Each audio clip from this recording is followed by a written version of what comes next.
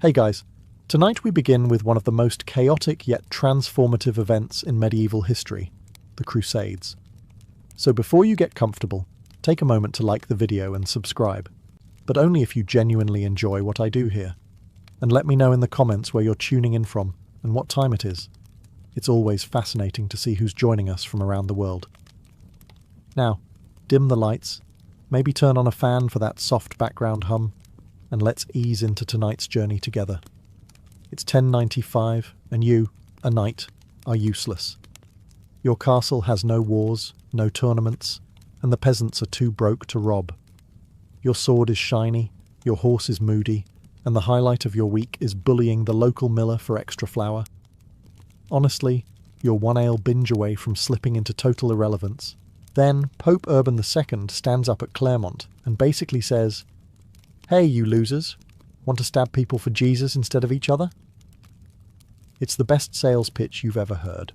Free forgiveness of sins, eternal salvation, and all the looting you can carry.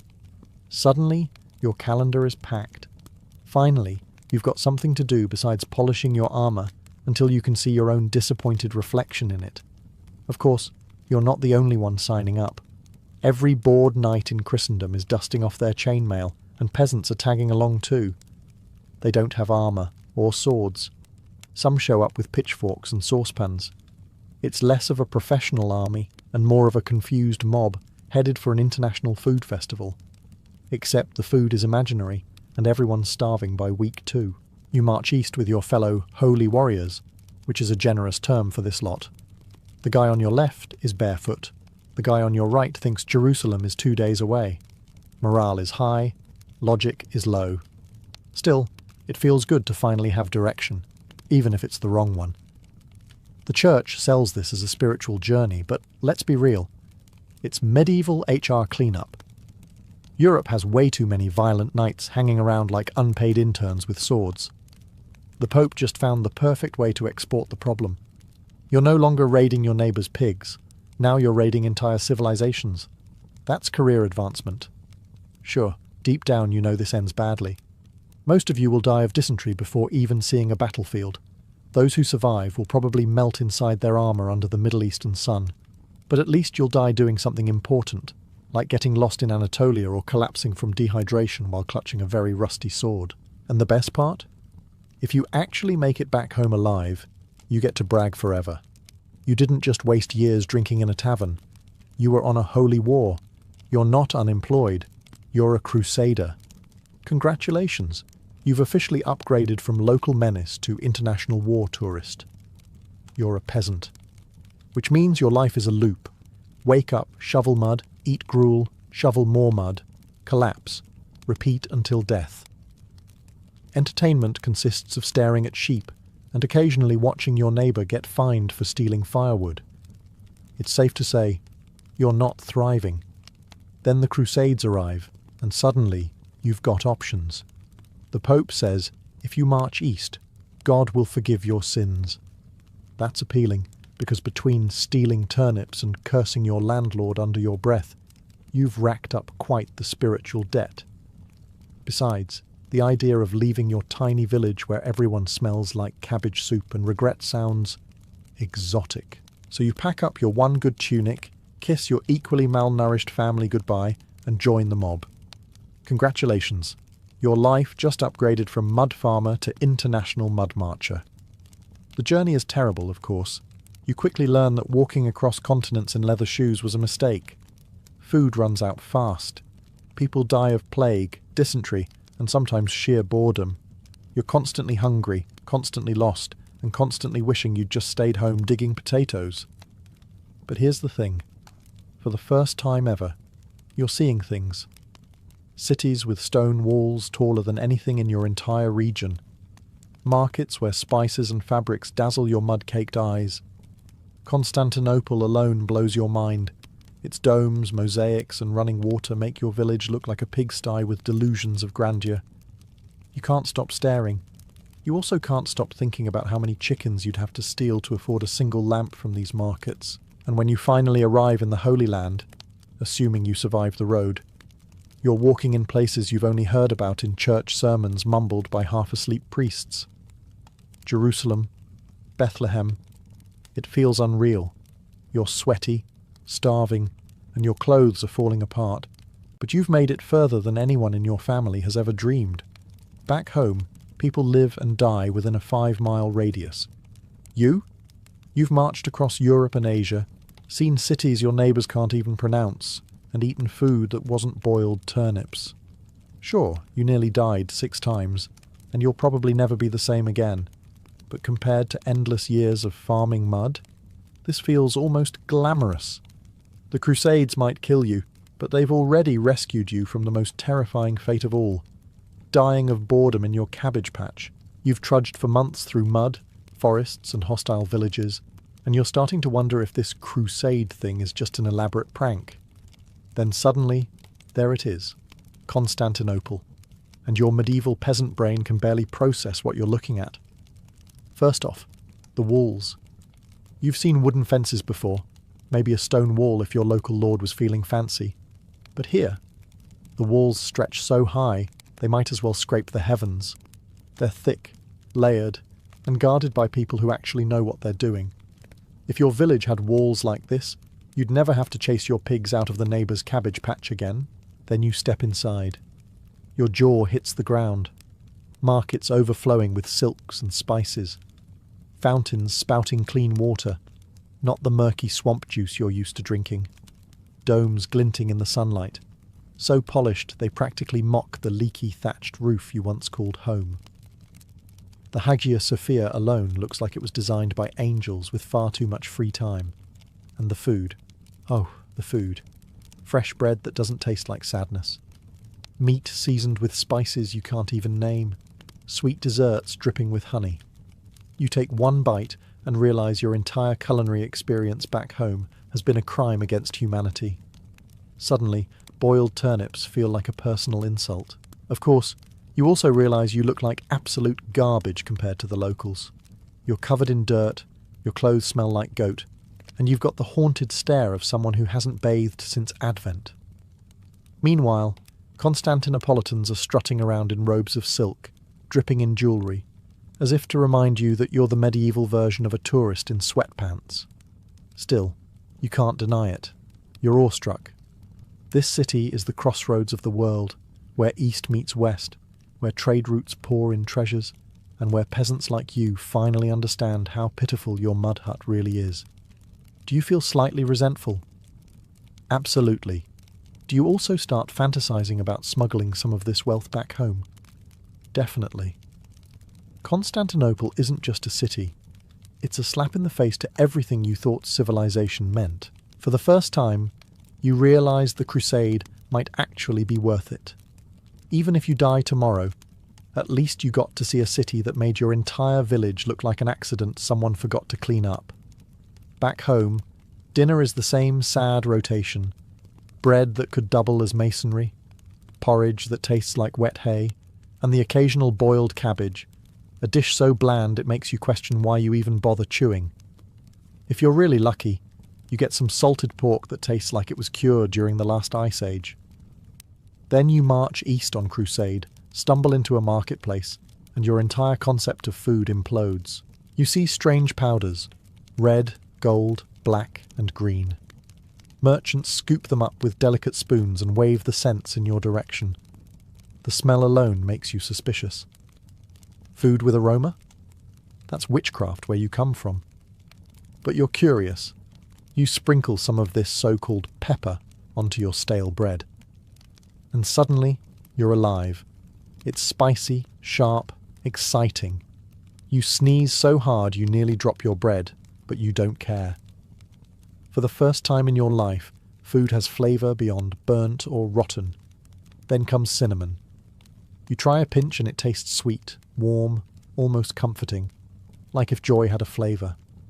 You suddenly understand why nobles back home are willing to pay a fortune for this stuff. It's not just food anymore. It's an experience. Of course, as you marvel at the taste, you realise you've been lied to your entire life. All those years of eating watery gruel? Completely unnecessary. The world had spices this whole time. It's just that nobody in your miserable corner of Europe bothered to share them with you. And while you're falling in love with spices, You're also falling in love with the idea of wealth, because you watch merchants haggle and you see the sacks of silver changing hands for a single bag of pepper. Pepper. The stuff that makes you sneeze. Suddenly you're doing medieval math. If you can somehow steal, smuggle, or just borrow a sack of it home, you'll never shovel mud again. Spices aren't just food. They're power. They're status. They're a giant, fragrant middle finger to the boiled cabbage still rotting in your village pot back home. You don't know it yet, but thanks to these spices, Europe will develop trade routes, empires, and entire wars over flavour.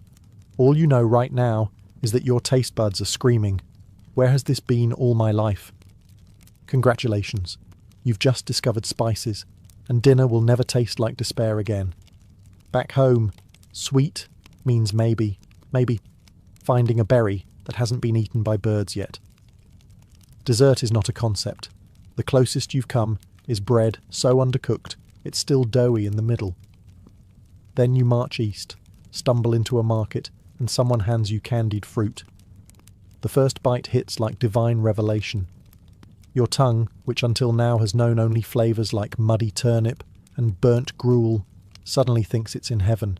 Honey-coated figs, sugar-dusted almonds, syrups so sweet they make your teeth ache instantly. You don't know it yet, but congratulations. You've just been introduced to your new lifelong addiction. Sugar isn't just food here. It's medicine, spice, and luxury all rolled into one. Apothecaries are selling it for stomach ailments. Nobles are sprinkling it on meat. Pastry makers are sculpting it into castles. You, meanwhile, are shoveling candied nuts into your mouth like a starved raccoon. The problem is, sugar isn't cheap. It's grown in faraway plantations, harvested by armies of workers, and shipped in carefully guarded convoys. You're eating someone's yearly salary with every bite. Back home, even your lord couldn't afford this on a regular basis. But right now, you don't care. You're too busy vibrating with happiness after discovering food that doesn't make you depressed. Of course, the side effects are immediate. Your energy spikes, your hands shake, your heart races, and then comes the crash. You slump against a stall, candied figs dripping from your mouth, realizing you've just overdosed on medieval cocaine. And you want more. So much more. By the time you stagger home years later, you'll be raving about sugar like it's a miracle. Nobles will pay insane prices to import it. Entire economies will bend to demand. And peasants like you, you'll just dream about it while gnawing your stale bread. What you don't realize, as you lick sticky syrup off your fingers, is that Europe's new obsession with sugar will reshape history. It will drive trade routes, spark wars, and fuel empires. But right now, all you know is this. Sugar makes boiled cabbage taste less like despair. Congratulations. You're no longer just a crusader. You're a walking advertisement for the sweetest drug of the Middle Ages. You didn't sign up for this crusade to learn anything. Let's be clear. You came for salvation, loot, and maybe a dramatic death story your grandchildren could exaggerate later. But somewhere along the road, between bouts of dysentery and stabbing the wrong people, you start noticing things. Like doctors. Real doctors. Not the guy back home who thinks headaches require drilling holes in your skull. Here in the East, physicians are handing out herbal remedies, setting bones properly, and even washing their hands before surgery. Washing their hands. Back home, your barber surgeon probably wiped his knife on his pants and called it sterile. Then there are the books. Entire libraries stuffed with Greek philosophy, mathematics, astronomy, medicine. Ideas that your village priest would have happily burned as heresy. You can't read a word of it, of course, but you can tell this is the good stuff. Some smarter crusader will drag copies back west, and suddenly Europe won't have to reinvent the wheel every 2 centuries. And numbers. Have you ever seen the number 0? You hadn't, until now. At first you're suspicious. How can nothing be a number? Sounds like witchcraft. But then someone explains Arabic numerals, and suddenly math doesn't take 3 hours and 6 monks to tally sheep. It's efficient, it's clever, and it makes Roman numerals look like the drunk doodles they are. Even architecture is teaching you things. You walk past mosques with soaring domes and minarets that make your church look like a pig shed. You see aqueducts and fountains still running after centuries, and you realize your village well filled with frogs might not be the peak of engineering. The irony is that you're not trying to absorb any of this. You're just passing through, sword in hand, staring at things you don't understand. But the knowledge seeps in anyway. You go home bragging about strange remedies, smarter numbers, and buildings that don't collapse every winter. You sound half insane, but some monk will write it down, and a century later people will act like Europe just invented it. You came to fight for God. Instead, you tripped over science, math, and medicine like loose coins in the street. Congratulations, you're not just a crusader now. You're a very unwilling, very confused cultural exchange program. You weren't expecting the Crusades to turn you into an art critic, but here we are. Back home, the average church is a squat rectangle of stone, with a roof that leaks and walls so plain they make you sleepy just looking at them. It's basically a barn with a cross nailed on top. Then you march east and see buildings that make your jaw drop. Domes so massive they seem to hover in the sky. Arches tall enough to make your neck hurt. Windows filled with coloured glass that actually lets in light, instead of keeping it out like the tiny arrow slits in your church. You stand there gaping, trying to figure out how anyone built this without divine help, or at the very least, a very large ladder. Naturally, you go home and brag about it. You tell masons, "Hey, I saw a church bigger than 10 castles stacked together, and it had windows brighter than the sunrise." They laugh at you, until someone actually tries it. And suddenly, Gothic architecture is born. Now churches aren't just barns with bells. They're soaring cathedrals, with flying buttresses that look ridiculous until you realise they keep the walls from collapsing. Builders start carving pointed arches everywhere, like medieval graphic designers who just discovered a new font, and stained glass becomes the medieval equivalent of Netflix. Peasants can now watch the Bible in colourful pictures, since most of them can't read anyway. The best part? These new churches terrify people into piety. Walk into a Gothic cathedral and you're dwarfed by stone pillars, blinding windows and ceilings that vanish into shadows. Suddenly you're convinced God is watching, and he's not impressed with your recent sins. Mission accomplished. Sure, construction takes decades, sometimes centuries. You might lay one brick and die before the spire is halfway done. But your grandchildren will get to say, "Grandad worked on that flying buttress," which is basically the medieval version of being in the credits of a blockbuster movie.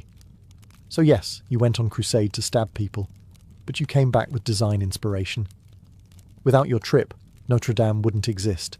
Chartres would just be a pile of rubble, and Europe's churches would still look like sad stone boxes. You thought the Crusades were about religion. The Pope said something about Jerusalem, salvation, and eternal glory. But then you pass through Venice, and it hits you. This whole thing is also a giant money-making scheme. Venetian merchants don't fight in crusades. They profit from them. While you're sweating under armour and eating stale bread, they're selling ships, supplies, and overpriced wine to desperate knights who don't know how to haggle. You need passage to the Holy Land? Venice has a boat. It's rickety, smells like fish and probably leaks, but it'll cost you a small fortune.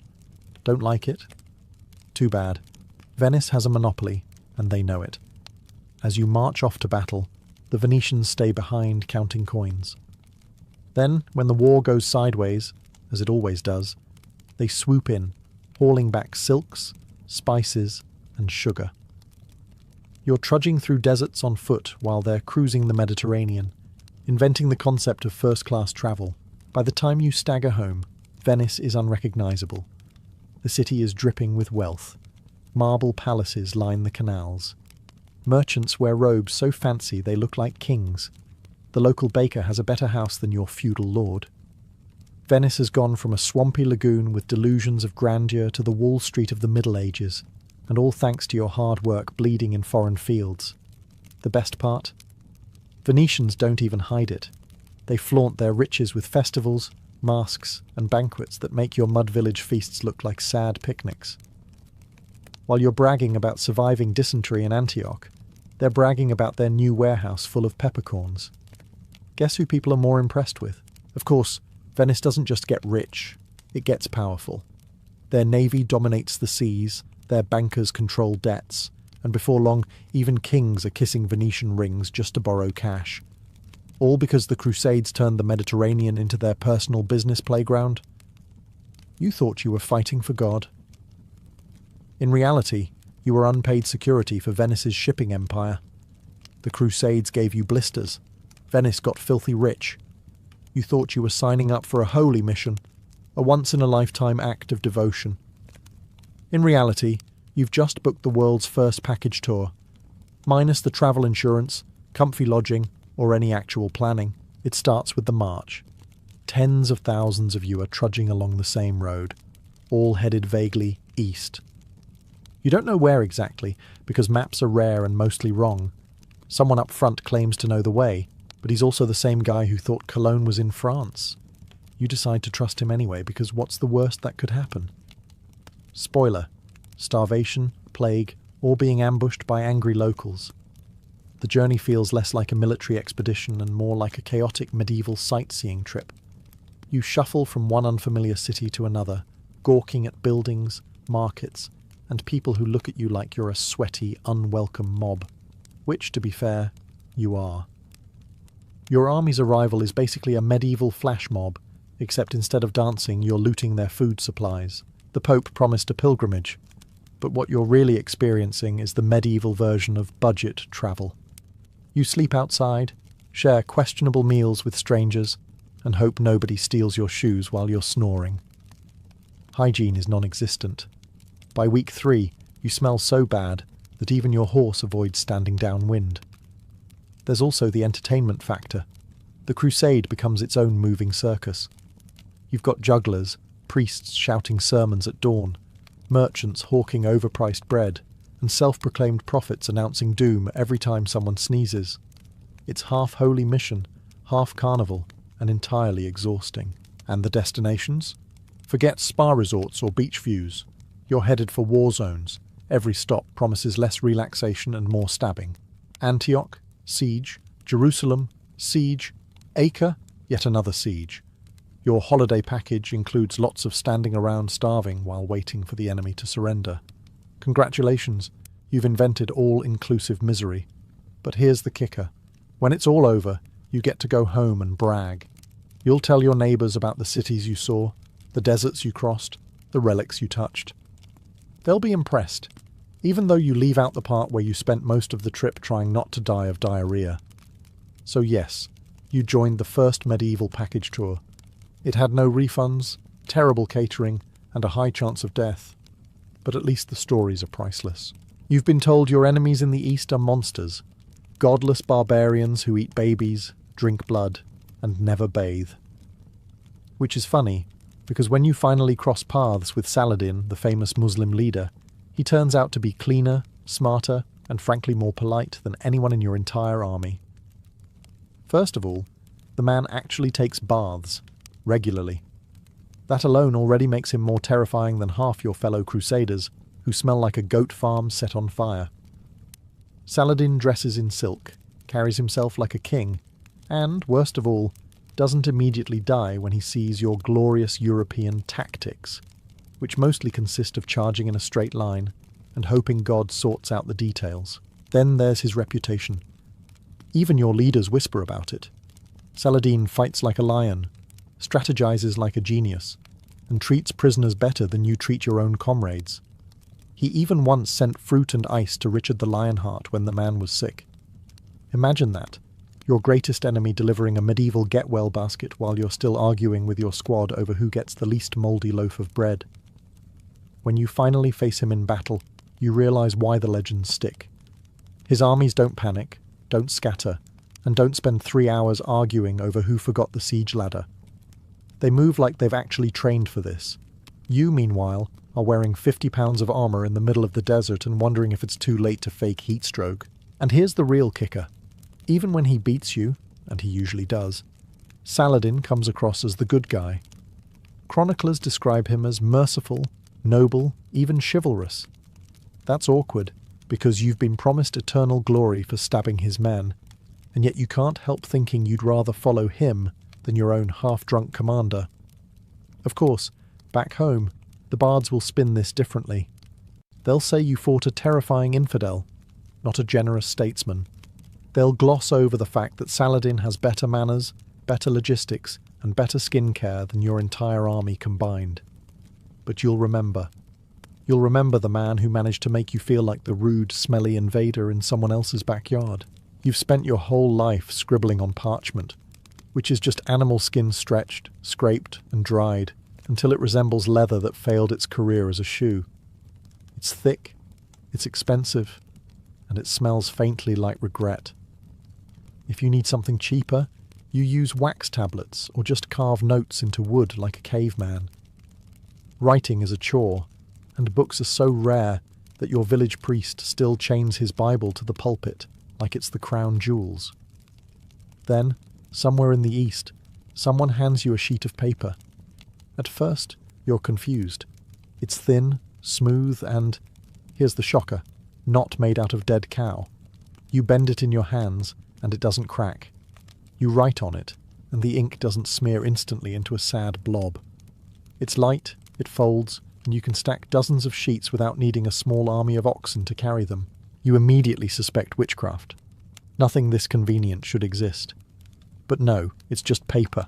Invented in China centuries ago, perfected in the Islamic world, and now blowing your medieval mind like the iPhone of the 12th century. Suddenly the possibilities start clicking. With paper, copying books doesn't require sacrificing a herd of sheep.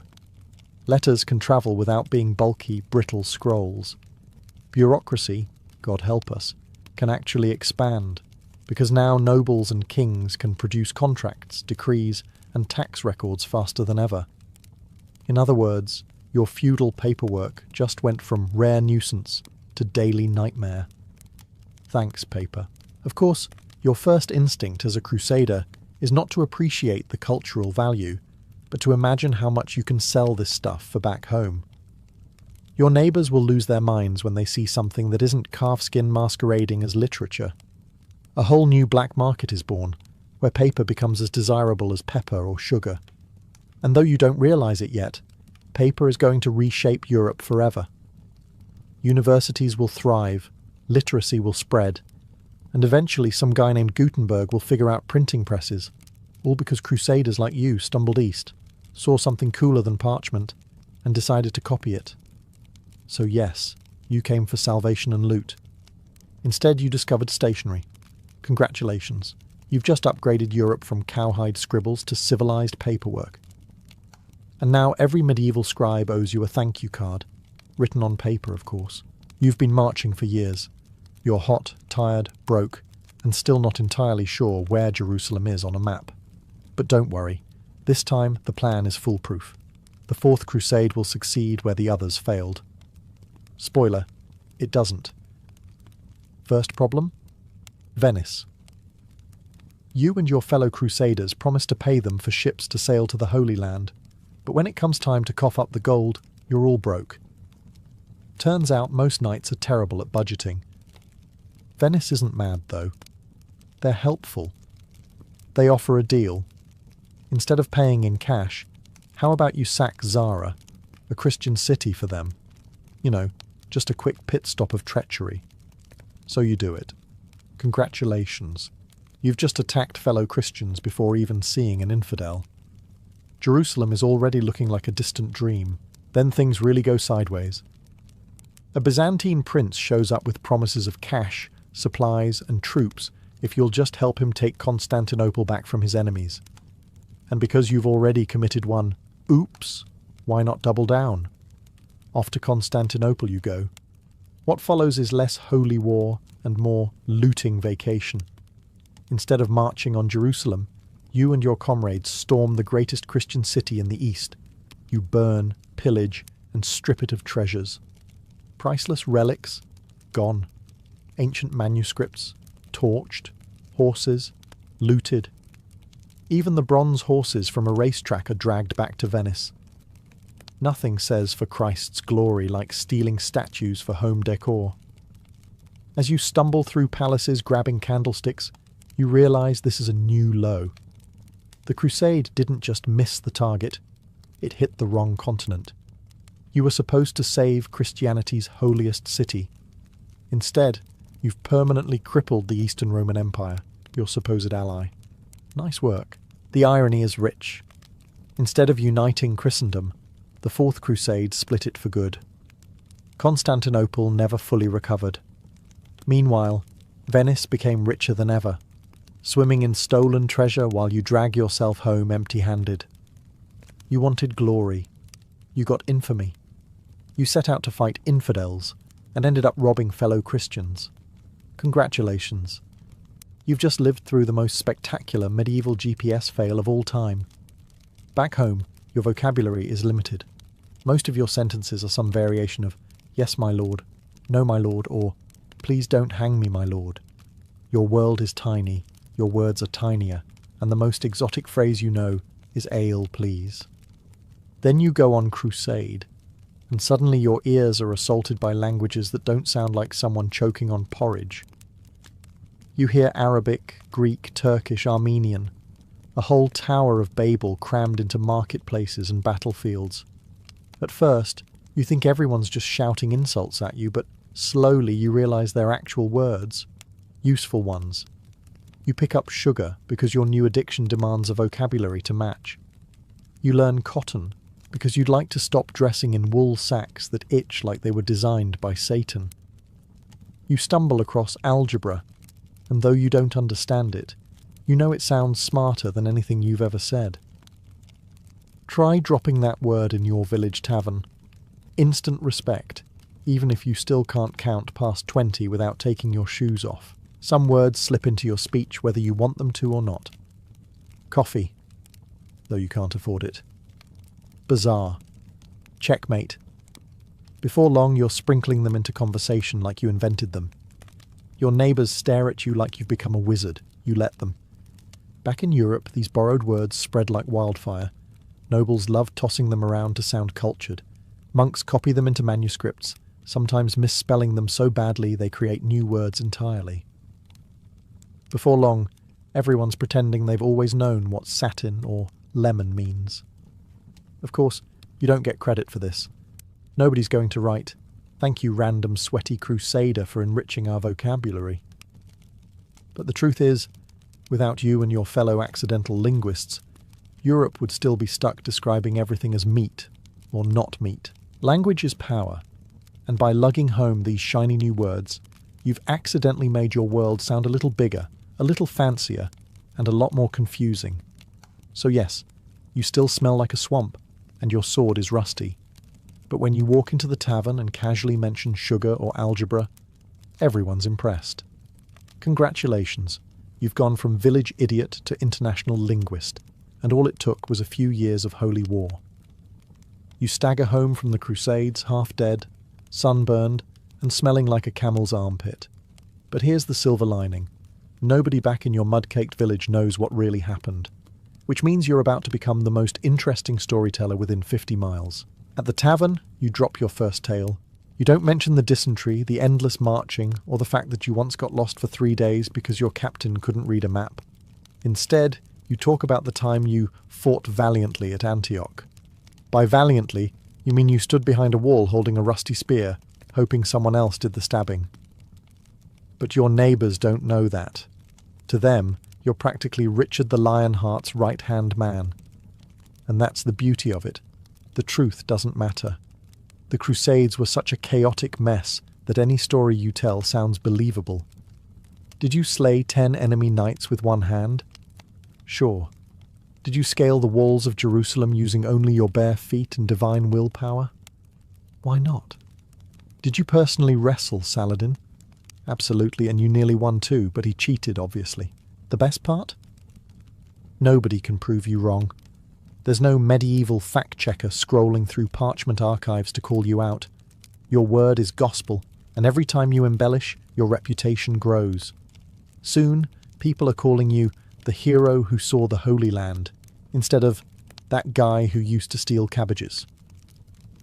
These stories don't just entertain, they inspire. Priests turn them into sermons, bards weave them into songs, and nobles commission tapestries of battles that never quite happened that way. Over time, the Crusades transform from a logistical disaster into a noble epic, all because you and your buddies couldn't resist bragging. Of course, you remember the truth. The fleas, the hunger, the endless waiting during sieges, the fights over mouldy bread. But you'll never admit that part. Why waste a good legend with details about diarrhea? So yes, the Crusades gave you scars, trauma, and probably a lifelong limp. But they also gave you legendary stories to tell around the fire. And in the Middle Ages, a good story is worth more than gold. Congratulations, you've gone from anonymous mud farmer to myth-making world traveller. All it cost you was your youth, your health, and possibly your sanity. You set out thinking the Crusades would be simple. March east, stab some infidels, grab a relic or two, and march home to eternal glory. Easy. Instead, you nearly died of dysentery 12 times, lost 3 pairs of shoes in the mud, and spent more days waiting around hungry than actually fighting. By all accounts, you should come home a failure. And yet, somehow, you've just changed Europe forever. Because while you were busy stumbling through deserts and stealing figs from markets, you accidentally opened the floodgates of global exchange. You brought home spices that made dinner edible, sugar that turned nobles into addicts, and paper that turned monks into productivity machines. You introduced new words, new trade routes, and new diseases. Sorry, Europe. You even inspired architects to stop building sad stone barns and start raising cathedrals that look like they were designed by overachieving giants. The irony. None of this was intentional. You didn't march to the Holy Land thinking, "Ah yes, let me spark the Renaissance and modern banking systems." You just wanted to not go to hell and maybe loot a gold candlestick along the way. But history doesn't care about your intentions, only your mess. And oh boy, what a glorious mess you made. Meanwhile, Venice and Genoa are now swimming in cash, thanks to your unpaid labour. Kings and nobles suddenly realise there's money to be made in trade. Scholars discover that the East has libraries, medicine, and actual math, and suddenly Europe starts looking a little less backward. Even your mud village benefits. The tavern now serves food with pepper, and people drop fancy new words like sugar and algebra as if they've always known them. Sure, millions died, cities burned, and the Crusades ultimately failed at their stated goal. But the aftermath is undeniable. Europe got its cultural, economic, and intellectual booster shot, courtesy of you, the unwilling delivery system. So when you limp back home, scarred, broke, and smelling faintly of goat, just remember this. You didn't just waste years on a hopeless holy war. You jump-started centuries of change. Congratulations. You've accidentally dragged Europe kicking and screaming into the future. And all it took was one very messy, very misguided, but, let's admit it, kind of awesome crusade.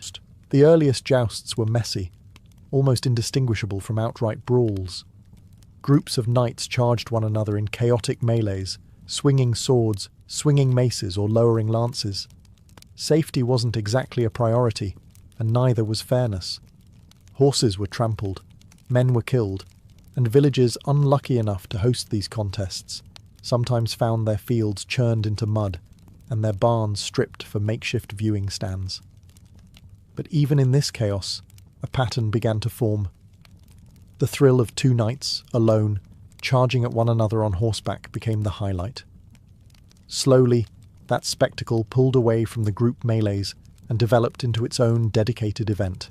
By the late 11th and early 12th centuries, jousting was no longer a wild free-for-all, but a contest with a purpose. Knights would line up on opposite sides of a long wooden barrier called a tilt. Then, spurred forward, they would thunder across the field, lances levelled, aiming not to kill, but to strike with precision. The goal was clear: shatter your lance on your opponent's shield or armour, or unseat him entirely if you had the strength and skill. What set jousting apart was not just its danger, but its symbolism. To sit tall on a destrier, lance steady, shield gleaming with heraldic colours, was to announce to the world, "I am a knight, and my honour is beyond reproach." Even if you lost, the act of showing up, of charging into danger for the sake of reputation, could elevate your standing. This was no longer just training for war, it was theatre, ritual, and the foundation of knightly identity. From its chaotic beginnings in the blood-soaked melees of early tournaments, jousting had begun to take shape as something more refined, something that would eventually dominate the culture of the medieval aristocracy for centuries to come. For a medieval knight, the joust was far more than a sporting match. It was a public declaration of character, a test not only of skill with the lance, but of courage, loyalty, and self-control. When two armoured men met in the tilt yard, they carried with them the weight of family honour, noble lineage, and the entire code of chivalry. To triumph was to shine in the eyes of one's peers and, more importantly, in the eyes of ladies watching from the stands. To falter, to flinch, or worse, to refuse the challenge, meant disgrace that could cling for a lifetime. Honour in the Middle Ages was a currency as valuable as land. For a knight, reputation determined whether kings offered command in battle, whether lords granted fiefs, and whether noble families opened their doors in marriage alliances. The joust became a stage upon which all of this could be displayed. Knights would wear their heraldic colours proudly, their shields emblazoned with coats of arms that shouted their family heritage across the lists. Every charge down the tilt was a chance to reinforce the story of who they were and who they claimed to be. The rules of jousting as they evolved were designed to reflect this obsession with honour.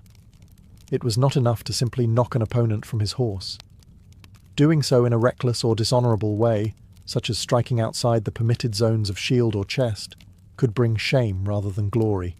Clean breaks of the lance, made with precision and restraint, were celebrated as marks of refinement and mastery. A knight who smashed 3 lances in perfect succession could become as celebrated as one who unseated his foe. Spectators, too, understood the moral weight of these contests. They didn't just see two men crashing into one another. They saw bravery, discipline, and the knightly ideal embodied. For women of the court, the joust also became a theatre of romance. Knights often dedicated their charge to a lady, tying her favour, perhaps a scarf, a ribbon, or a glove, onto their arm before riding into the lists. Success was proof of devotion. Failure could be spun into tragic gallantry. Thus, the joust was never just about breaking wood and bruising ribs. It was about the performance of honour itself. Each tilt was a miniature war in which the stakes were not land or life, but reputation, the invisible crown every knight sought to wear. As jousting matured from wild melees into a more refined contest, rules became essential. Without them, the tilt yard was simply a chaotic gamble of life and death. With them, it became a disciplined sport that mirrored the order and ideals of chivalry. By the 13th century, jousting manuals and heralds carefully codified what was allowed, what was forbidden, and what counted as victory. At the heart of it all was the tilt, the long wooden barrier running down the centre of the field. It wasn't there for decoration. The tilt served to keep horses from colliding head-on and to force knights to ride straight and true. Each rider had his lane, and any deviation could be considered dishonourable, if not outright cheating. Staying in your lane was as much about discipline as it was about safety. The lances themselves were adapted for the sport. Gone were the sharpened war lances of the battlefield. Instead, they were tipped with coronals, blunted heads designed to spread the impact rather than pierce. Still, a well-placed strike could snap ribs, unseat a rider, or even kill a knight if fortune turned cruel. Victory came from striking the correct target zones, primarily the shield or torso. A clean break of the lance against these areas earned points, while blows to the horse or below the waist were illegal and could disqualify a knight. Heralds played a key role in enforcing these rules. They announced each match, declared the coats of arms of the competitors, and ensured the contest was fought within the boundaries of honour. Heralds also tallied points and determined winners when matches became too close to call. Their presence gave the joust an air of officialdom and ceremony, transforming what might otherwise be brawls into spectacles of legitimacy. There were also unwritten rules, those of conduct and demeanour. A knight who mocked an opponent, struck after a tilt was finished, or refused to salute the ladies watching from the stands might technically win his match, but lose the respect of the audience. The joust demanded not just physical power, but self-control, restraint, and an almost theatrical dignity. Over time, these rules turned jousting into more than training for battle. It became an art form, part sport, part pageant, part moral display. To ride into the lists was to submit to the laws of chivalry as much as to the impact of a lance. If jousting was the stage, then heraldry was the costume. The lists were as much about being seen as they were about skill with the lance. A knight did not simply ride into combat clad in plain steel. He was a walking canvas of colour, symbols and identity. In a world where literacy was rare, heraldic designs served as the medieval signature, instantly recognisable, proudly inherited, and carefully guarded. Each knight bore a coat of arms, painted boldly on shield, surcoat, horse caparison, and even the lance's pennant. Lions, eagles, crosses, fleur-de-lis. These weren't just pretty designs. They told stories of lineage, of oaths sworn, of lands defended and loyalties declared. A glance at the colours and symbols of an opponent could reveal not just his family, but his allegiances, his rivals, and sometimes even his ambitions. The joust elevated this symbolism to new heights. For spectators, the lists became a living tapestry of pageantry. Nobles and commoners alike crowded to watch knights thunder down the tilt, banners snapping in the wind, horses draped in cloth dyed with costly pigments. Scarlet, azure, and gold shone under the sun, and when knights crashed together, splinters of wood flew against a backdrop of dazzling colour. For many, this was theatre as much as sport, an explosion of spectacle in an otherwise grey and harsh world. Heralds ensured that colours and arms were displayed properly. Their role was part referee, part announcer, part genealogist. They proclaimed each knight's name and ancestry before the joust, ensuring the crowd knew exactly who was risking honour on the field. Heralds were also watchdogs of heraldry itself, guarding against impostors or knights who might dare to bear arms not rightfully theirs. In this way, heraldry was tied directly to credibility. Wearing false colours was a scandal equal to cowardice. The colours also carried romantic weight. A knight might wear the favour of a lady, perhaps a ribbon, a veil, or a piece of embroidered fabric, woven into his helm or bound to his arm. This was more than decoration. It was a declaration. Each strike of the lance was dedicated to her, each splintering blow proof of devotion. In this way, heraldry became not just a language of family and honour, but also of love and loyalty. Thus, jousting transformed into more than combat. It was a vibrant spectacle where colour spoke louder than words, and every knight became both warrior and symbol. By the height of the Middle Ages, the joust had grown far beyond a mere contest between two knights. It became the centrepiece of grand tournaments, festivals of pageantry that could last days, even weeks, and draw thousands of spectators. Kings and queens attended, nobles brought their entire retinues, and merchants flocked to sell food, trinkets, and fine cloth. For common folk, who might never glimpse a battlefield or a royal court, the tournament offered a rare chance to see knights in their shining glory, riding beneath banners that crackled in the wind. Tournaments were carefully staged. Lists, the fenced-off arenas where jousts were fought, were erected in town squares or open fields. Wooden stands were built for noble spectators, with the best seats reserved for royalty and the highest-ranking lords. The presence of ladies was crucial. They judged not only skill but also style, their applause elevating a knight's triumph to something greater than mere victory. A knight who rode boldly but bowed gallantly at the end of a tilt might win more admiration than one who simply unseated his opponent. The joust itself was usually the highlight, but tournaments included other entertainments as well. There were melees, large group combats that recalled the joust's rougher origins. There were banquets, filled with roasted meats, spiced wines, and elaborate displays of sugar and pastry shaped into castles or animals. Jugglers, minstrels, and dancers entertained the crowds between bouts. A great tournament was as much carnival as it was combat. Ceremony was just as important as fighting. Knights would parade into the lists in procession, their horses caparisoned in dazzling fabrics, their shields polished until they gleamed. Trumpets blared, heralds called names, and banners rippled in the sun. The event was theatre, a carefully orchestrated show meant to dazzle. Even the pauses, when splintered lances were replaced or horses were led off for rest, were opportunities for nobles to gossip, bet on outcomes, or admire the finery of armour and cloth. For rulers, tournaments were also political tools. Hosting a lavish joust displayed wealth and power, reinforcing bonds of loyalty among the nobility. Kings could reward favoured knights with prizes, jewels, or even land, turning spectacle into strategy. At the same time, rivals could size one another up without the risks of actual war. In short, the medieval tournament was a blend of battle and festival, a stage where the ideals of knighthood met the hunger for entertainment.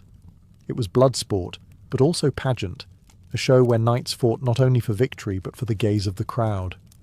If the clash of lances was the heartbeat of a tournament, romance was its soul. The joust was never only about men proving their strength, it was also about winning admiration, particularly from the ladies watching in the stands. In the culture of chivalry, a knight's reputation was measured not just by his victories, but by his devotion to ideals of loyalty, courtesy, and love. And nowhere did these ideals shine brighter than in the tilt yard. Knights often rode into the lists wearing the favour of a lady. This could be as simple as a ribbon, a veil, or even a glove tied to the arm or fastened to the helm. Small though it was, this token transformed the joust into a performance of courtly love.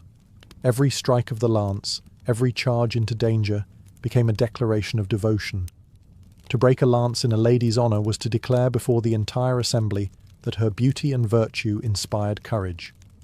The ladies themselves were not passive observers.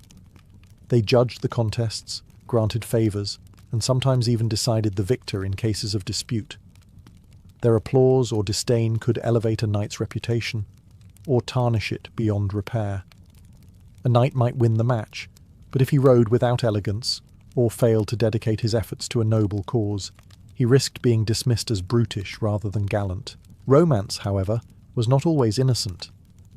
Behind the poetry and pageantry, politics lurked. A knight might seek the favour of a powerful noblewoman, not only for admiration, but to forge alliances or advance his position at court. A smile or token from the right lady could open doors in a world where status was everything. In this way, the joust blurred the line between personal affection and political ambition. Medieval poets and troubadours added fuel to this culture. They sang of knights who braved lances and swords for the love of unattainable ladies, their verses spreading the idea that true knighthood was incomplete without devotion. The joust became living poetry, chivalric ideals made visible in wood and steel. Thus, the tilt yard was both battlefield and stage. Knights fought not just for honour, but for love, real or imagined. The thunder of hooves and splintering lances echoed with another message, that in the theatre of chivalry, courage and romance were inseparable. For all its rules, pageantry, and blunted lances, jousting was never truly safe. Beneath the chivalric rituals and colourful banners lay a brutal reality. Men were hurt, maimed, and sometimes killed in the lists. The tilt yard was meant to display honour, but it could just as easily end in tragedy. The danger began with the sheer force of impact. Two armoured knights charging at full gallop could generate tremendous momentum. Even with coronals, blunted lance tips designed to spread the blow, the impact often shattered more than just wood. Broken ribs, concussions, dislocated shoulders, and punctured lungs were all common outcomes. A knight unhorsed might fall awkwardly, pinned beneath his destrier or trampled in the chaos. Armour helped, but even the best plate could not entirely soften a lance's shock. Some injuries came not from the lance, but from the splinters. When a lance shattered on impact, shards of wood could fly like missiles. Chroniclers record knights blinded when splinters pierced their visors, or scarred when fragments lodged deep into flesh. The most famous victim of jousting's hazards was King Henry II of France, who in 1559 took a splinter through the eye during a tournament and died days later, a reminder that even kings were not immune. And then there was the horse. Though rules forbade strikes against the mount, accidents were inevitable. A misaimed lance could cripple or kill a destrier, sending both horse and rider crashing down. Knights who lost their steeds often suffered the worst injuries, as thousands of pounds of armour and animal came down in a tangle. Despite the risks, knights embraced the danger. Injury in the lists was considered a badge of courage, proof of devotion to honour. A scar could be displayed as proudly as a broken lance. Death, though tragic, was sometimes framed as a noble end, preferable to the shame of cowardice. Chroniclers often praised fallen knights as martyrs to chivalry. Still, the risks led to reforms. By the late Middle Ages, helmets were strengthened, lances were hollowed to shatter more easily, and tilts were improved to keep horses apart. Yet no amount of refinement could erase the reality. Jousting remained a violent gamble. Every knight who rode into the lists knew that glory was balanced on the razor's edge of death. Jousting may have begun as a knightly pastime, but by the later Middle Ages it had become a stage for kings and princes to broadcast their power. Hosting a tournament was more than entertainment. It was a political statement. To organise such a lavish event required wealth, manpower, and influence. Every joust held under royal patronage reinforced not only the ideals of chivalry, but also the authority of the crown. Monarchs used tournaments to showcase strength. A king who could field dozens of knights in gleaming armour, draped in heraldic finery, signalled both prosperity and control. Crowds that gathered to watch were reminded quite literally of the grandeur of their ruler. The expenses were enormous. Armour specially crafted for jousts, elaborate banquets, richly decorated lists. But this extravagance was deliberate. To dazzle the nobility and common people alike was to cement loyalty. Royal tournaments also doubled as diplomatic tools. Foreign envoys were often invited, and knights from abroad were welcomed into the lists. In these contests, chivalry became a form of soft power, a chance to impress allies, intimidate rivals, and demonstrate that one's court was the cultural and military heart of Europe. A visiting ambassador might leave not only with admiration, but also with the sense that opposing such a king would be unwise. For ambitious knights, the joust was a pathway to royal favour. A strong performance in front of the king or queen could lead to patronage, titles, or lucrative marriages. Victories in the lists were not just personal triumphs. They could be political stepping stones. Many knights staked their fortunes on the tilt yard, knowing that a single dazzling charge could earn them a place in the monarch's circle. Yet royal patronage also heightened the stakes. To lose before one's sovereign could be humiliating, while to win might arouse envy or suspicion. Kings themselves sometimes entered the lists, both to prove their valour and to embody the knightly ideals they demanded of their subjects. This was risky. Henry VIII of England famously suffered serious injuries during a joust in 1536, but it showed that monarchs were willing to gamble even their own bodies for glory. Thus the joust became a nexus of power, weaving together spectacle, politics, and chivalry. It was never just sport, it was propaganda on horseback, orchestrated beneath the approving gaze of royalty. By the dawn of the Renaissance, jousting had reached its golden age. Courts across Europe celebrated it not merely as a sport, but as a grand ritual that defined knighthood itself.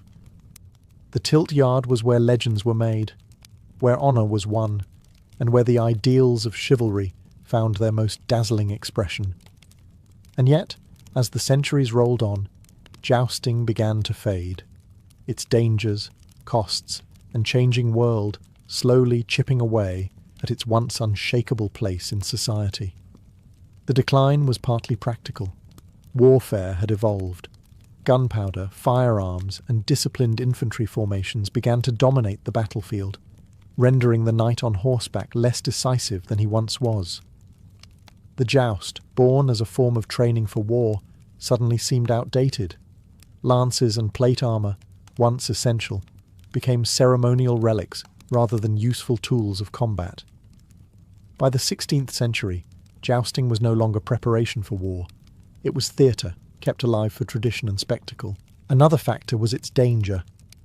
Even as equipment improved, jousts remained perilous. The death of King Henry II of France in 1559, killed by a lance splinter through the eye, sent shockwaves across Europe. If even a monarch could die in the lists, many began to question whether the risks outweighed the glory. Gradually, rulers curtailed or banned jousts, preferring safer entertainments that did not risk the lives of their nobles. Yet even in decline, jousting left a powerful legacy. It shaped the very image of knighthood, embedding the idea of the brave warrior who fought not only for victory, but for honour and love.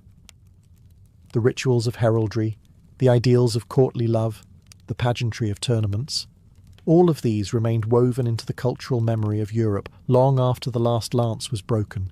Today, jousting lives on in romantic imagination. Festivals, reenactments, and literature keep the image alive. Two knights thundering toward one another, banners snapping, the crowd holding its breath for the clash. It is less a sport now than a symbol, a reminder of an age where honour was fought for on horseback, beneath the eyes of lords and ladies, with splintering wood and steel ringing in the air. Thus, the joust ended not in a single blow, but in transformation. From training ground to spectacle, from deadly combat to legend, jousting's story mirrors the rise and fall of knighthood itself. For the Pythia, the famed oracle of Delphi, was not born into her role, she was chosen.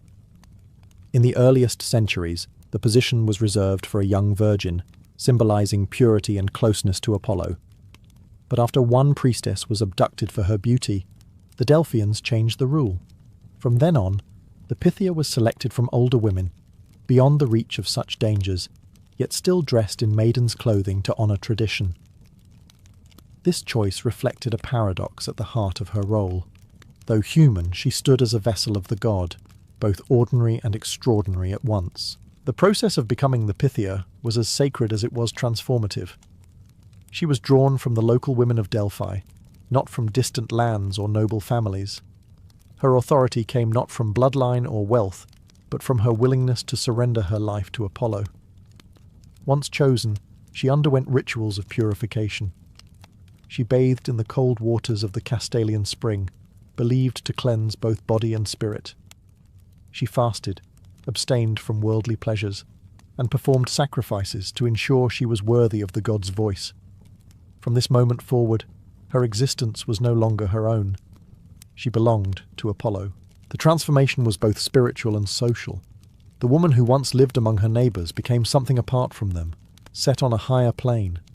She would live near the sanctuary, bound to the rhythms of ritual, her identity absorbed into the role. To the Greeks, she ceased to be an individual, and instead became the mouthpiece of Apollo, her human name fading, replaced by the eternal title, Pythia. This elevation brought both reverence and burden. Pilgrims came from across the Greek world, kings, generals, colonists, and merchants, all seeking her counsel. The responsibility was immense. Her words could determine wars, alliances, and the fates of cities. Yet she was still human, a woman chosen from the people of Delphi, now tasked with embodying the divine. In her selection, one sees the essence of the oracle itself, the fusion of mortal fragility with divine authority. To be chosen as Pythia was to surrender the ordinary life of a woman in exchange for the extraordinary role of Apollo's living voice, a role that would shape the destiny of nations. The voice of the Pythia could not exist without Delphi itself. The place was as much a part of the prophecy as the woman who spoke it. High on the southern slopes of Mount Parnassus, the sanctuary of Apollo overlooked the valley of the river Pleistos, a landscape of silver-green olive groves shimmering in the sunlight. Travellers arriving from distant corners of the Greek world felt the awe immediately. They were stepping into a place that claimed to be the very centre of the earth. According to legend, Zeus released two eagles from opposite ends of the world, and they met here at Delphi. The omphalos, the navel stone, stood in the temple to mark this spot. To consult the Pythia was not only to seek Apollo's wisdom, but also to place oneself at the cosmic axis, where heaven, earth, and the underworld were believed to converge. The sanctuary was built to inspire reverence. Pilgrims approached by the sacred way, a winding path lined with treasuries built by powerful city-states. Each treasury was a glittering showcase of offerings, golden statues, tripods, and precious votives, gifts left to honor Apollo and secure his favor. For rival cities, these treasuries were also propaganda, a reminder to all who visited of their wealth, victories, and piety. Walking this road, a pilgrim was surrounded not only by divine presence, but by the weight of Greek politics. At the heart of the sanctuary rose the great temple of Apollo. Its columns gleamed in the sun, its interior heavy with the smell of burning incense and animal sacrifice. Inside was the Adyton, the innermost chamber where the Pythia sat upon a tripod over a chasm in the earth.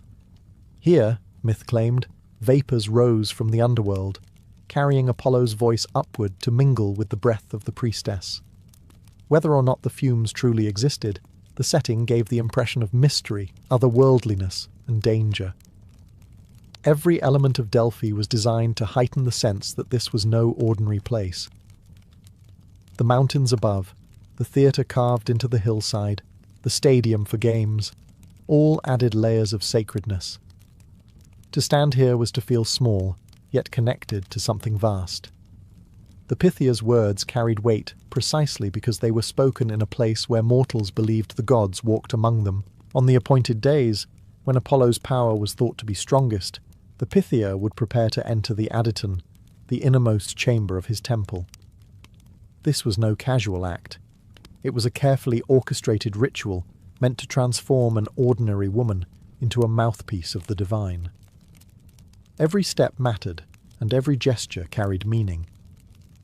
The day began with purification. The Pythia bathed in the Castalian spring, whose icy waters were said to cleanse not only the body, but the soul. From there she drank from the sacred Cassotis spring near the temple, believed to carry the power of prophecy itself. A priest would sacrifice a goat on Apollo's altar, pouring cold water over it to ensure it trembled, a sign that the god accepted the ritual. Only then could the oracle begin. Dressed in simple robes, often white, the Pythia entered the dim chamber of the Adyton. At its centre stood the sacred tripod, a bronze seat supported by 3 legs shaped like coiled serpents, echoing Apollo's victory over the Python. The dragon said to have once guarded this place. She seated herself above a fissure in the earth, where myth claimed vapours rose. The air would be heavy with incense, the flicker of torches casting shadows across the stone walls, as priests and petitioners waited in reverent silence. Then came the transformation. The Pythia would inhale, chant, and rock rhythmically, entering a trance-like state. Ancient sources describe her speaking in a voice not quite her own, words spilling out rapidly, sometimes incoherent, sometimes wild, as if Apollo himself had seized her tongue. Attendants, known as prophets, stood nearby to catch her words, shaping them into responses for those who had come seeking guidance. What the pilgrims received was rarely straightforward. Apollo spoke in riddles, double meanings, and ambiguities. The Pythia might declare victory, but leave unsaid whose victory it would be. She might urge a colony to be founded where the oracle points, leaving leaders to interpret which patch of land fit the cryptic phrase. The mystery was intentional. To speak plainly would limit divine wisdom. To speak in riddles made the words timeless, adaptable, and haunting. Thus, prophecy was not simply given, it was performed. The Pythia's ritual transformed the temple into a theatre of the sacred, where mortals brushed against the divine in words half mortal, half god. The Pythia did not speak her riddles into the void. She answered questions brought to her from across the Greek world. To Delphi came an astonishing range of petitioners, kings weighing war, generals plotting campaigns, merchants hoping to secure fortune, and ordinary citizens seeking guidance for family matters. No matter one's rank, the process was the same. Each pilgrim first paid tribute, for Apollo's wisdom was not given freely. Richer visitors might dedicate golden statues, tripods, or entire treasuries, while poorer pilgrims brought animals for sacrifice or smaller tokens of devotion. Consultation followed a strict hierarchy. Not everyone could ask the oracle at will. Priority was given to certain city-states and their envoys, who had earned promontia, the right to consult first, often as a reward for their devotion or offerings. This meant that in times of crisis, powerful leaders could secure the Pythia's words before their rivals, turning prophecy into a political advantage. When their turn came, petitioners presented their question in as clear a form as possible. Yet here lay the irony. While they sought clarity, they received ambiguity. A king might ask, "Should I go to war?" And the Pythia's answer, chanted in her trance, could be something like, "A great empire will fall." Which empire exactly was left for the king to decide. The responsibility shifted back to the petitioner, whose interpretation often shaped destiny as much as the prophecy itself. Some came with deeply personal concerns. Would a family line continue? Was a marriage blessed by the gods? Could a voyage across the sea be successful? The Pythia's responses, however cryptic, carried immense authority. Few dared to ignore her words, lest they risk offending Apollo himself. The power of the oracle lay not only in what she said, but in the reverence people gave her utterances. And so the sacred way was always busy. Delegations in splendid dress rubbed shoulders with weary travellers, each carrying hopes, fears, and questions. For some, the oracle confirmed their plans, bolstering their courage. For others, her words sowed doubt or hesitation. Either way, no one left unchanged. To have spoken with the Pythia was to touch the divine, even if the meaning of that touch remained elusive. The power of the Pythia is best understood not in ritual, but in results. Her words shaped some of the most pivotal decisions of the ancient world, guiding kings, generals, and statesmen at moments when hesitation could mean ruin. The Pythia's prophecies, often wrapped in ambiguity, became legendary, not only for their influence, but also for the clever ways they could be interpreted, or misinterpreted. One of the most famous examples is Croesus, king of Lydia. In the 6th century BCE, he asked whether he should wage war against the rising power of Persia. The Pythia replied that if he crossed the river Halys, a great empire will fall. Croesus took this as a promise of Persian defeat. He marched, fought, and was crushed, only to realize too late that the empire doomed by Apollo's words was his own. The lesson echoed for centuries. The oracle was never wrong, only misunderstood. Another renowned prophecy came during the Persian Wars. When the Greeks faced invasion by Xerxes, they consulted Delphi in desperation. The Pythia's first words were grim, warning that no defense could hold. But pressed again, she delivered the cryptic assurance that a wooden wall shall not fail. Athenians debated the meaning. Was it their city's palisades, or something else? Themistocles argued it meant their navy. Trusting this interpretation, Athens evacuated and fought at sea, winning the decisive Battle of Salamis. Here, the riddle saved Greece. Colonization, too, often began with the oracle. Greek settlers embarking on voyages to unknown lands sought the Pythia's blessing. She told them where to build, what gods to honour, and what dangers to avoid. The founding of Serene in North Africa, Syracuse in Sicily, and countless other cities carried her signature. To claim Apollo's sanction was to anchor a new community in divine legitimacy. Even individuals found their fates sealed by her voice. Oedipus, in myth, heard from Delphi that he was destined to kill his father and marry his mother. His desperate attempts to avoid that destiny only ensured its fulfillment. The story became the archetype of prophecy's power, a truth so inescapable that human action only tightens the snare. These examples reveal why rulers risked fortunes to consult her. The Pythia's words could doom empires, inspire salvation, or become eternal warnings. Whether through victory or tragedy, her prophecies never failed to prove unforgettable. What truly happened when the Pythia entered her trance?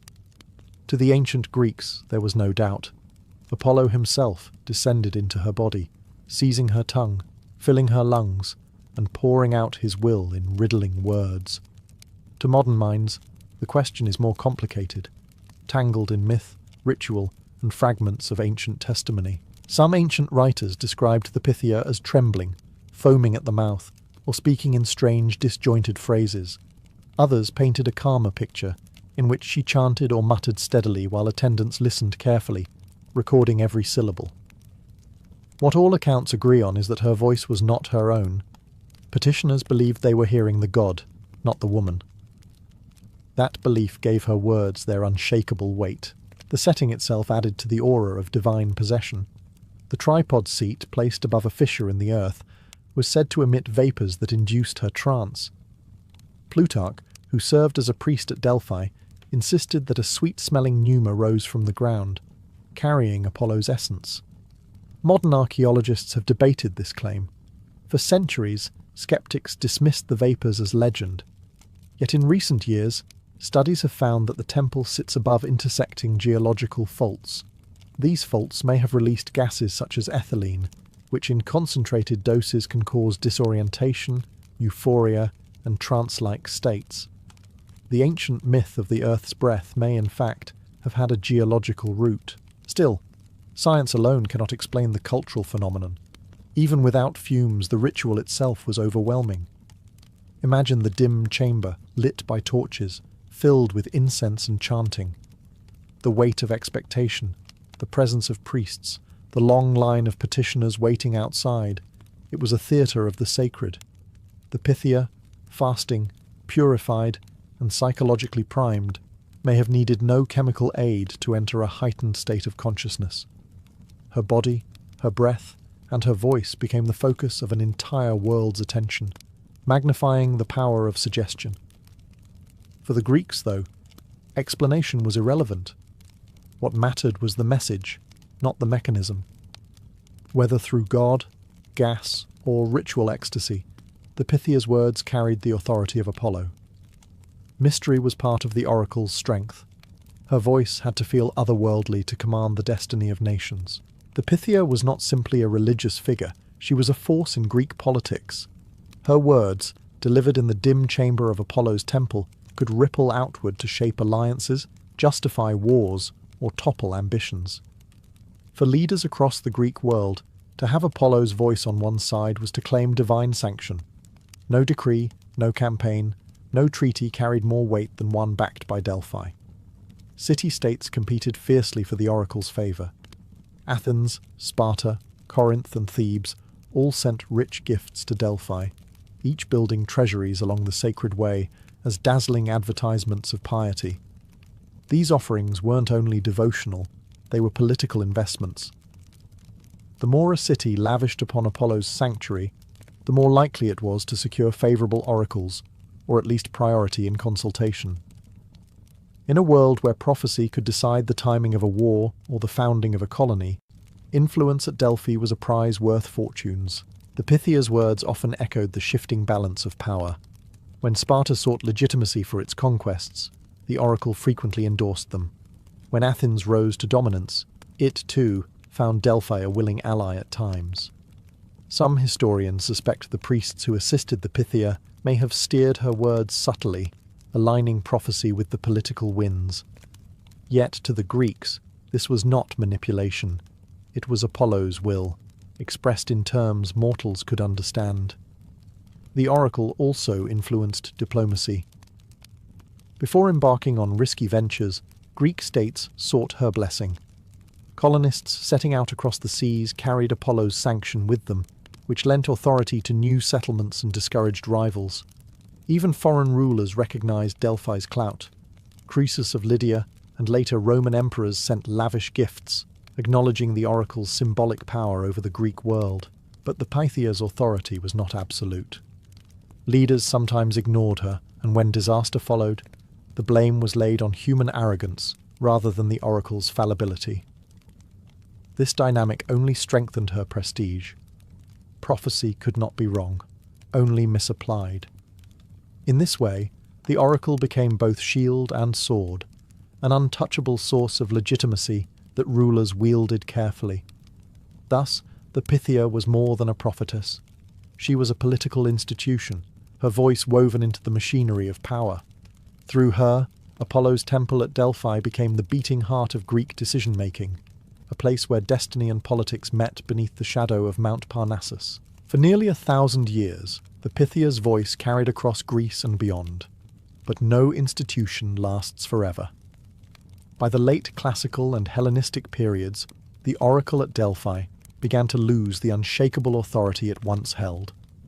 Wars, shifting empires, and changing faiths all chipped away at Apollo's sanctuary until the Pythia's voice was reduced to little more than an echo of its former power.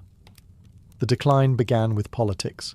As Greece fractured into rival leagues and later fell under Macedonian and Roman influence, the independence of Delphi eroded.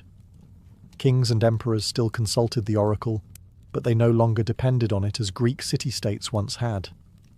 When Alexander the Great came to Delphi in the 4th century BCE, legend tells us he physically dragged the reluctant Pythia into the Adyton until she proclaimed him invincible. The scene symbolized a shift. No longer was the oracle unquestioned. Powerful men could bend it to their will. Wars also scarred the sanctuary. Delphi was plundered more than once, and though its treasuries remained impressive, the aura of untouchable sanctity began to fade. Rome's expansion further diminished its role. Roman emperors respected Delphi, but they had their own centres of prophecy and power. By the time of Hadrian in the 2nd century CE, the oracle was more a cultural relic than a decisive voice of empire. Religion, too, played its part. As Christianity spread through the Roman world, pagan oracles were increasingly condemned as false or demonic. By the 4th century CE, Christian emperors actively suppressed such practices. The temple of Apollo at Delphi fell silent, its rituals abandoned, its sacred fires extinguished. The once revered fissure, where Apollo's breath was believed to rise, was left to crumble in darkness. Yet decline did not erase memory. Even as the oracle's voice faded, its legend grew. Writers, historians, and poets preserved the tales of cryptic prophecies that swayed the course of history. The image of the Pythia, seated upon her tripod, became part of the cultural fabric of the ancient world. By the end, the oracle was no longer a living voice but a myth, remembered more for what it had once been than for what it still was. Delphi's silence marked the end of an age when gods spoke directly to mortals, leaving behind riddles that still haunt us today. Though the temple of Apollo at Delphi eventually fell silent, the Pythia's legacy refused to fade. For centuries, her image lingered in the imagination of poets, historians, and philosophers, who treated her as a symbol of humanity's enduring hunger for divine guidance. To the ancient Greeks, she had been more than a woman. She was the embodiment of Apollo's wisdom, the hinge on which the fate of nations could turn. That sense of awe never truly disappeared. Her influence on culture is profound. The very idea of prophecy as mysterious, ambiguous, and double-edged is rooted in the Delphic model. Modern expressions like "know thyself" and "nothing in excess," maxims carved at the entrance of Apollo's temple, still echo as philosophical truths. Her riddling responses shaped not only the course of wars and colonization, but also the way later generations thought about fate, as something at once knowable and yet impossible to fully escape. Philosophers often grappled with her meaning. Socrates famously claimed that the oracle declared him the wisest man alive, not because he knew everything, but because he knew how little he truly understood. From this story grew entire schools of thought on humility, wisdom, and the pursuit of truth. In this way, the Pythia's influence extended beyond politics into the very heart of philosophy. Even as Christianity eclipsed the old gods, the memory of Delphi persisted. Medieval scholars cited her prophecies, Renaissance artists painted her likeness, and Enlightenment thinkers dissected her words. In each retelling, she was recast, sometimes as a pagan sorceress, sometimes as a vessel of timeless wisdom. Always, she represented the mystery of knowledge itself, partial, veiled, and powerful. Today, the ruins of Delphi still draw travellers who walk the sacred way, past broken treasuries and worn steps, to the remains of Apollo's temple. The valley below spreads wide and silent, but visitors speak of feeling the same atmosphere of reverence the ancients described. The stones themselves seem to whisper of the days when a woman seated on a tripod could make kings tremble with a single phrase. The Pythia's true power lies not in whether her prophecies were literal or mystical, but in the human need they revealed. the desire to hear the voice of the divine guiding mortal choices. In her, history meets myth, and myth continues to shape how we think about fate, wisdom, and the unknown. To be a mother in the Middle Ages was both a blessing and a burden, a role steeped in duty, faith, and constant danger. Unlike today, where motherhood is often viewed through personal choice and emotion, in medieval Europe it was framed as a woman's central responsibility. From peasant cottages to royal courts, society expected women to bring forth children, secure the family's future, and in doing so, serve both God and community. Marriage was almost always followed by the expectation of pregnancy. A woman's body was seen primarily as a vessel for lineage, and her worth was often measured by her fertility. For noble women, this meant producing heirs to secure dynasties and political alliances. For peasants, it meant raising enough children to help in the fields, tend livestock, and ensure survival in a harsh economy. But regardless of class, the pressure to conceive was immense, and childlessness carried stigma. The risks, however, were staggering. Medieval medicine was poorly equipped to handle complications of pregnancy and childbirth. Women faced infections, hemorrhage, and obstructed labour with little more than prayers, charms, and the aid of midwives who relied on herbal remedies and experience passed down through generations. Childbirth was so perilous that it was sometimes referred to as a woman's battlefield. A mother could go into labour knowing it might be the last act of her life. Infant mortality was equally grim. Diseases, poor sanitation, malnutrition, and accidents claimed countless young lives. Some estimates suggest that as many as 1 in 3 children never reached adulthood. For mothers, this meant navigating the constant cycle of birth, loss, and grief. Yet life went on. Women were expected to endure and to conceive again, often within months of a loss. Religion offered both comfort and pressure. The Virgin Mary was upheld as the ideal mother, pure, selfless, and endlessly nurturing. Sermons and devotional texts reminded women that motherhood was their holy duty, and surviving childbirth was sometimes interpreted as divine mercy. At the same time, baptism rituals and prayers gave families a sense of protection, however fragile, over their newborns.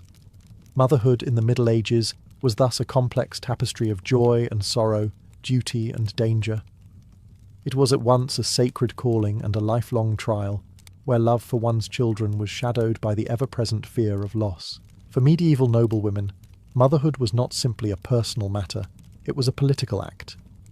Their primary duty was to produce heirs, and in doing so, secure dynasties, strengthen alliances, and preserve the fortunes of their families. A noblewoman's body was, in many ways, the battlefield on which the future of kingdoms and estates was fought. Her ability, or failure, to bear children could shift the balance of power across Europe. Marriage itself was rarely about romance. Most unions were arranged with politics and property in mind, and the success of that arrangement was judged in the nursery. A queen who produced sons was celebrated as a stabilizer of the realm. A barren queen, or one who bore only daughters, risked humiliation, annulment, or being pushed aside for another. In this way, noble women lived under relentless pressure, their private lives scrutinized by courtiers, chroniclers, and clergy alike. Pregnancy among the nobility was both ritualized and closely guarded. Noble women often withdrew into confinement during the later stages of pregnancy, attended by midwives, ladies-in-waiting, and sometimes physicians if the family could afford them.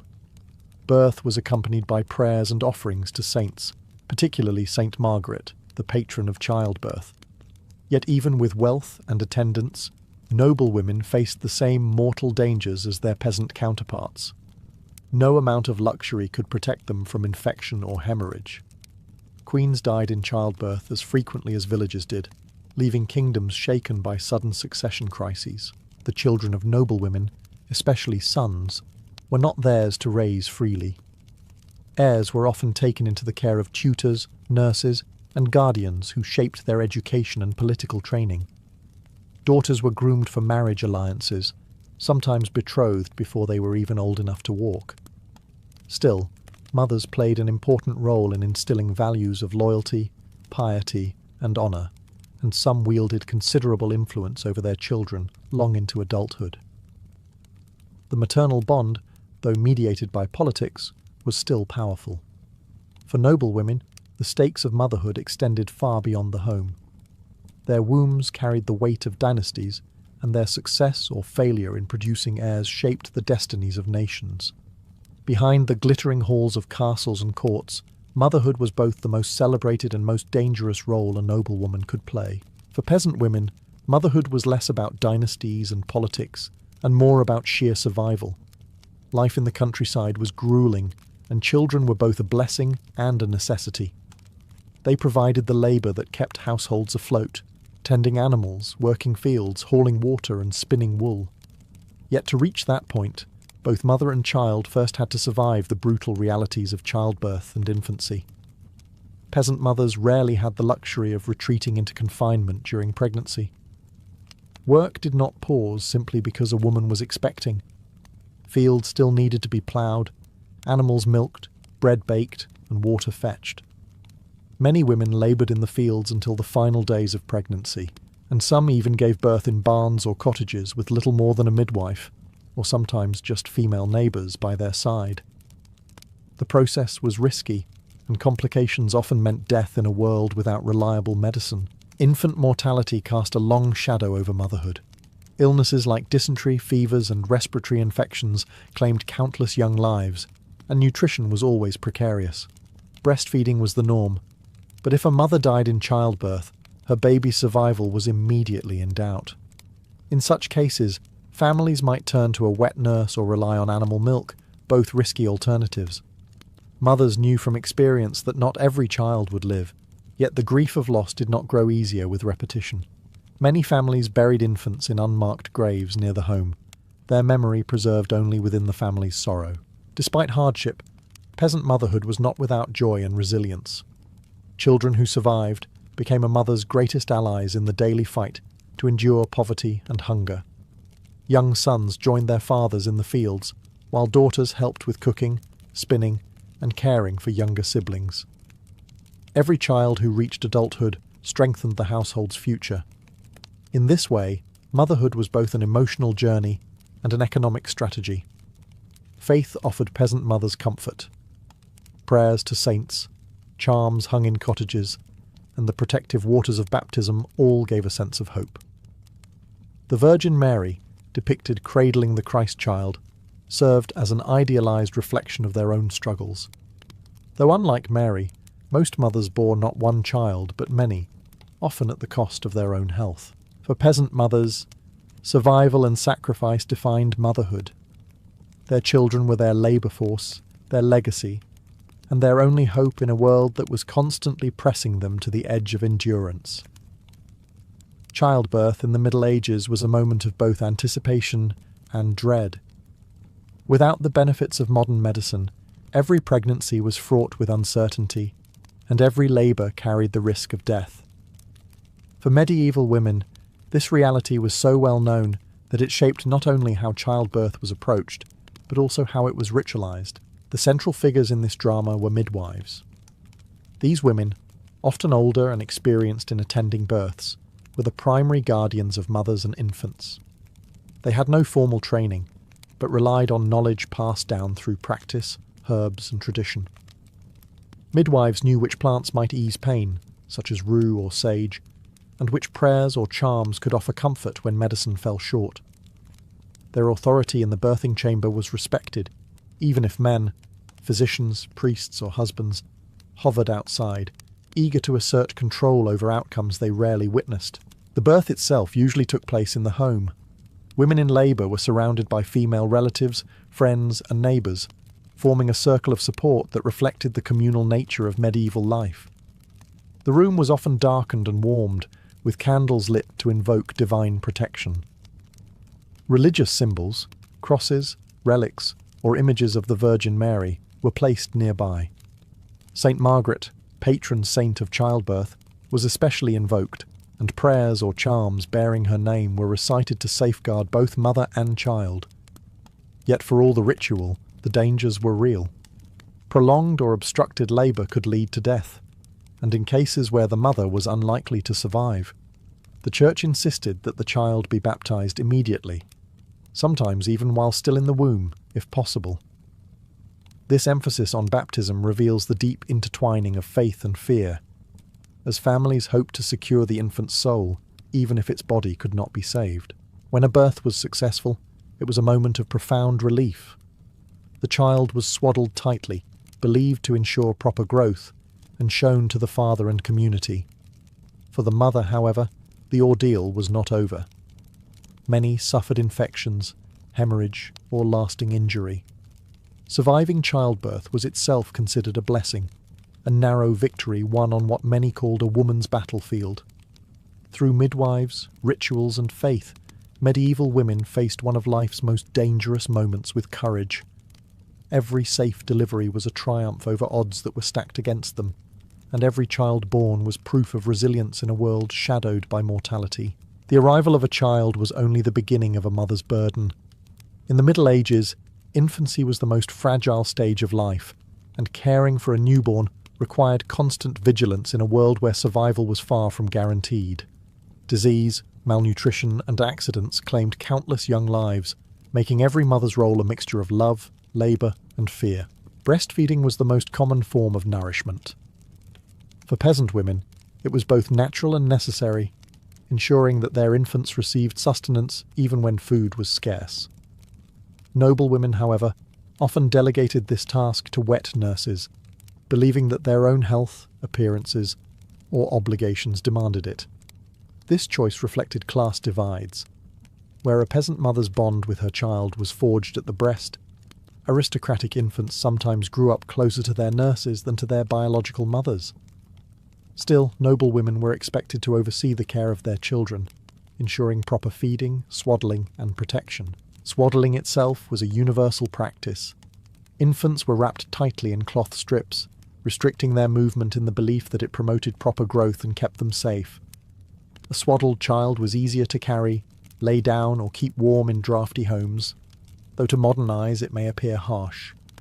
Mothers also used charms and amulets to protect their babies from evil spirits, or the evil eye, a reflection of how vulnerable newborns were perceived to be. Daily care went hand in hand with religious duty. Baptism usually took place within days of birth, a practice driven by high infant mortality. Parents feared that an unbaptized child who died would be denied entry into heaven, so priests were summoned quickly. The ritual was a community event as well, formally welcoming the child into both the faith and society. Mothers also had to protect their infants against the harsher realities of medieval life. Smoke-filled cottages, cold winters, and unsanitary conditions left babies prone to respiratory illness and infection. Accidents were common, infants rolling into fires, drowning in basins, or being crushed in bed were real dangers. Such tragedies were so frequent that many families came to accept them as part of life's cruel rhythm. And yet, amidst the risks, there was joy. Mothers sang lullabies, whispered prayers, and delighted in the milestones of growth. To raise a child past infancy was a triumph worth celebrating, a fragile victory against a world that often seemed determined to snatch it away. If an infant survived its perilous first years, a new phase of motherhood began, one shaped less by swaddling and survival, and more by guidance, discipline, and preparation for adult life. In the Middle Ages, childhood was fleeting. By the age of 7, many children were already expected to take on meaningful tasks, and mothers were at the heart of this transition. For peasant families, childhood was woven into the rhythms of labour. Young boys were sent into the fields with their fathers, while girls remained close to their mothers, learning the domestic skills that would define their adult lives: spinning, weaving, cooking, and tending younger siblings. Mothers became their daughters' first teachers, passing down not only practical skills, but also the values of thrift, obedience, and endurance. Sons, too, were shaped by maternal influence, at least until they were old enough to apprentice, herd animals, or learn trades. Noble children experienced a different kind of training. Sons destined for knighthood were often sent away from home at a young age to serve as pages in another noble household, while daughters were groomed for future marriages that would secure alliances. Mothers of noble rank had less direct involvement in their sons' education, but they played a crucial role in instilling piety, manners, and the social graces necessary for court life. A noblewoman's guidance could influence the reputation of her entire family through the conduct of her children. Religion permeated childhood, and mothers ensured that their children learned prayers, attended Mass, and absorbed the moral lessons preached by the Church. Stories of saints and biblical figures were passed along at the hearth, shaping children's understanding of right and wrong. Mothers were often responsible for moral correction as well. Discipline ranged from stern words to physical punishment, accepted in medieval society as necessary for moulding character. Yet even with heavy burdens, moments of affection shone through. Archaeological finds and manuscripts reveal toys, wooden horses, dolls and carved figurines that suggest children did play, and mothers likely encouraged such joys where they could. Songs, rhymes and games created brief escapes from the hardships of medieval life, and mothers were often the ones to nurture these small pockets of happiness. Ultimately, medieval motherhood during childhood was about preparing sons and daughters for lives that would arrive quickly and demand much. A mother's role was equal parts caretaker, teacher and moral guide, ensuring that her children could survive not only infancy, but the demands of a world that seldom spared the unprepared. To be a mother in the Middle Ages was to live with constant awareness of death. High child mortality rates meant that almost every woman endured the loss of at least one child, and for many, the grief was repeated again and again. Disease, famine, war, and accident conspired against survival, and even the wealthiest families were not immune. For mothers, each loss left wounds that faith and duty could soothe but never erase. The Church taught that mothers should find solace in God's will, framing death as part of divine providence. Baptism offered comfort, ensuring that infants who died early would be carried to heaven rather than left in limbo. Yet the theology of consolation did not dull the personal pain of burying a child. Medieval sources, from laments in literature to accounts in chronicles, show mothers openly mourning, proof that grief was not hidden, but woven into the reality of life. For noblewomen, the stakes of loss were not only emotional, but political. The death of a son could mean dynastic crisis, while the death of a daughter could unravel years of alliance building. Queens like Eleanor of Aquitaine and Blanche of Castile endured the deaths of multiple children, each loss reshaping the fragile webs of medieval power. Their grief was personal, but it also carried political consequences, felt far beyond the nursery. Peasant mothers faced grief on a more intimate scale, often without chroniclers to record it. Their children might die quietly of fevers, malnutrition or accidents, leaving families to mourn in silence. Burial grounds near village churches filled with tiny graves, testaments to lives cut short. Mothers sometimes named multiple children with the same name, a sign of both remembrance and hope that at least one might live on. Despite the frequency of loss, grief was no less profound. A mother might quickly conceive again, pressed by necessity, but that did not mean she forgot. Poems, prayers, and even protective charms reveal an enduring love and a desperate desire to shield children from dangers beyond her control. Maternal grief in the Middle Ages was thus both universal and deeply personal. It reminded mothers daily of the fragility of life, yet it also underscored the extraordinary resilience required to continue raising children in a world where survival was never guaranteed. In the Middle Ages, motherhood was not seen merely as a biological role, but as a spiritual vocation. The Church framed a woman's ability to bear and raise children as part of God's divine plan. Every stage of motherhood, from conception to childbirth to raising children, was bound up with rituals, prayers, and the ever-present influence of faith. The Virgin Mary stood at the heart of this religious ideal. Depicted endlessly in art as the serene Mother of Christ, she became the model for all women. Mothers were urged to emulate her humility, patience, and devotion. even though their lives were filled with hardship and danger, far beyond the polished images painted in manuscripts. Mary's role as intercessor also offered comfort. Women prayed to her for safe childbirth, for protection over infants, and for strength in raising children. In her, they saw both divine perfection and a reflection of their own struggles. Beyond Mary, other saints became central to motherhood.